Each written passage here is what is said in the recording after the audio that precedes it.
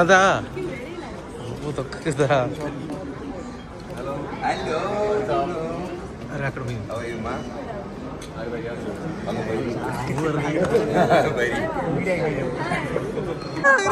బీభత్సం press meet చేసిన ప్రతి ఒక్కరికి మన బ్లాక్ బస్టర్ ప్రెస్ మీట్ వస్తుంటే కూడా అలాంటి ఒక ఆరా కనిపించింది అనమాట.